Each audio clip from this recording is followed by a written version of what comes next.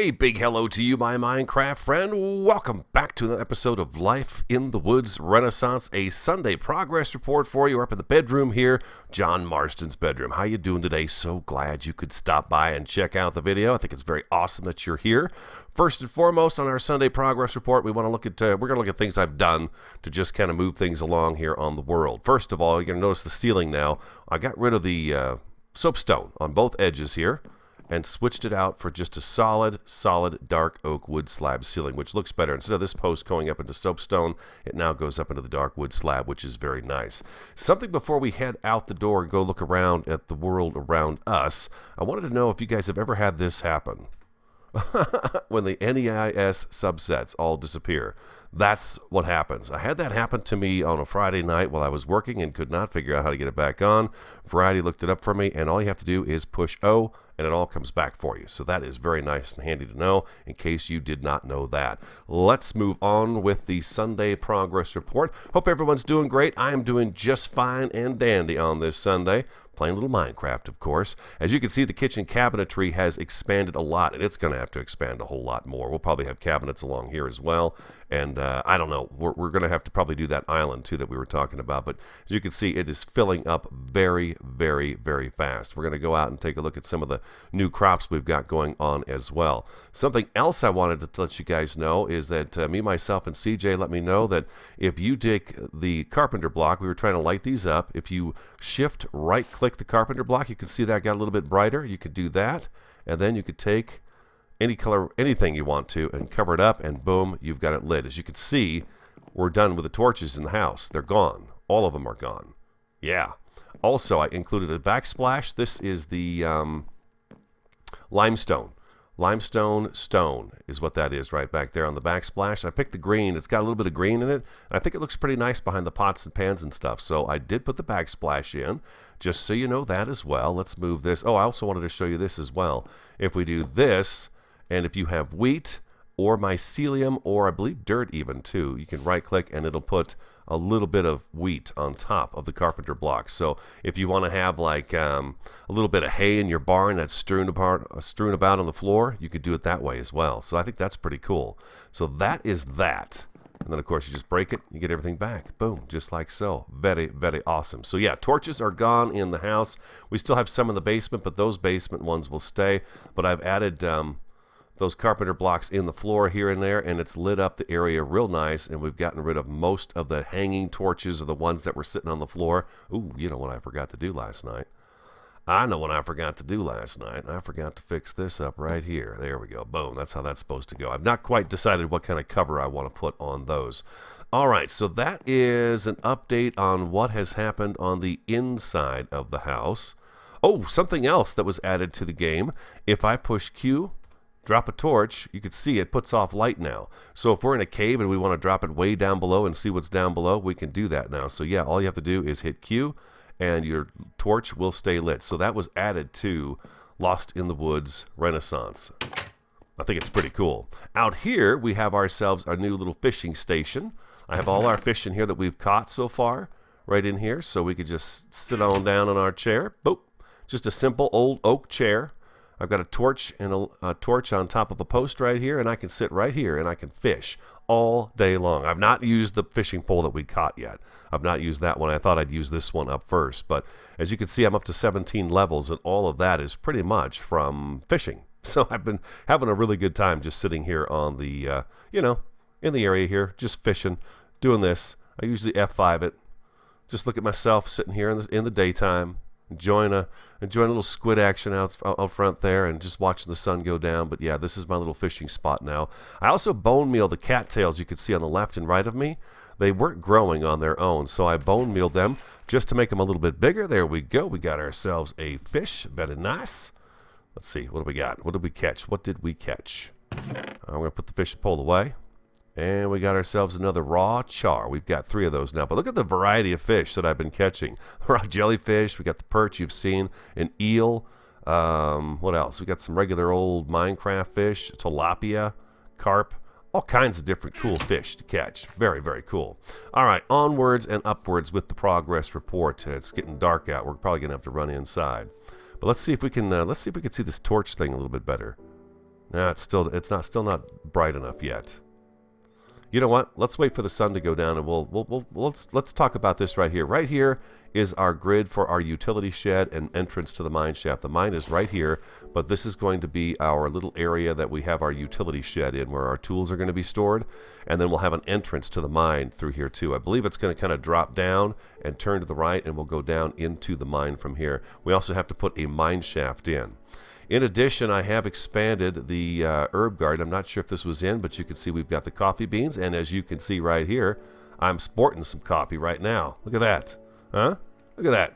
Got a cup of coffee in my hand, a hot cup of coffee in my hand. John Marston could not be happier. Neither could radio. Oh, let's see if we can see this now. There we go. Now you can see that pretty well, huh? That's awesome. I love that. That is a great addition. To be able to throw that down into a cave and see what you're coming up on would be awesome. Let's go upstairs and take a sleep real fast. And then we'll go outside. There's a couple of things I want to show you outside on today's Life in the Woods Renaissance Sunday Progress Report. Have I got everything I'm done so far? Yes. Okay, so we're going back out to the crops. I've got an update out there as well for you guys. Almost had a creeper blow up next to the house here on the porch. That really freaked me out, but I managed to kill him before he got a chance to do any harm. I've also been splashing these mushrooms around, these artist conch mushrooms.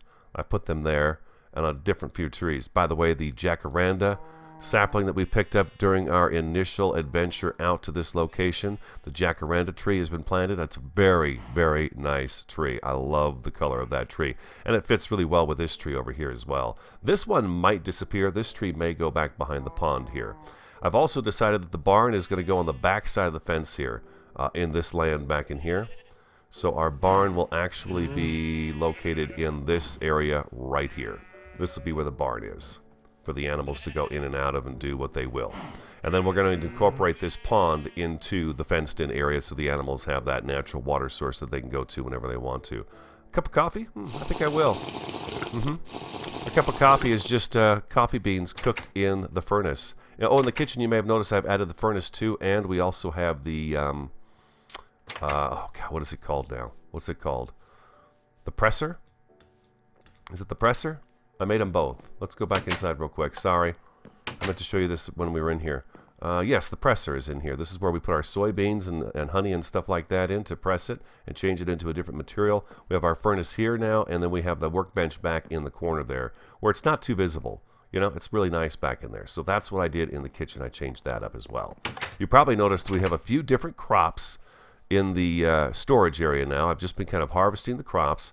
Last night was a Saturday night, and I spent the night just kind of going around and picking up all the crops. But you can see everything is coming in very nicely here now. Real nice. We've got our nice little pathway down the middle here. But now we also have the okra has been put in. We also have artichoke, which we got from the villagers. The cabbage crop. I broke some of the gardens up and found some of this stuff. So the cabbage crop. We now have spinach, and we have lettuce. And there's our tomatoes. So what I did was I extended the garden out this way and just kind of brought it up to the edge of the river here. Looks pretty good, I think. I like it. I like it way it brings us right out here to the river. We can watch the water go by and stuff like that and see the fish and everything. Very, very cool. But anyways, that's our garden. It expanded by, 4 new rows of food. I took the tomatoes and I reduced them down to just the 1 row, and then I added the okra back here where the tomatoes used to be. So I changed that around. But I think it's quite beautiful, the garden. I just love all the different shapes of plants and colors and the sizes and stuff. It's really well done. I'm really enjoying the gardening. It's a lot of fun. Cotton crop, I picked it and harvested it, so we've got a second one going. You can see our grapefruit tree is just bursting with grapefruit. The fruit trees are very happy. I moved the cocoa beans back a little bit because they were right over here, but that's where we're going to put that utility shed. So I put the cocoa beans over here. And there's our grapefruit, and you can see our dragon fruit are coming in real nice as well. We've actually got a few here that we could pick. This tree doesn't produce quite as many fruits as some of the other ones do. But wow, look at that. I mean, all day long, it's so nice to just come out and pick the fruit. Back here, I've removed a couple of the oak trees. There were some oak trees back in here that had grown up. I removed those just to keep this middle oak tree from getting too large because, man, it is really a daunting sucker. This guy is made up of, what, 3 trunks, so he's a big, big oak tree. That's a treehouse oak tree if I've ever seen one right there. And out here, I've kept the compost going, and the fields are doing really well.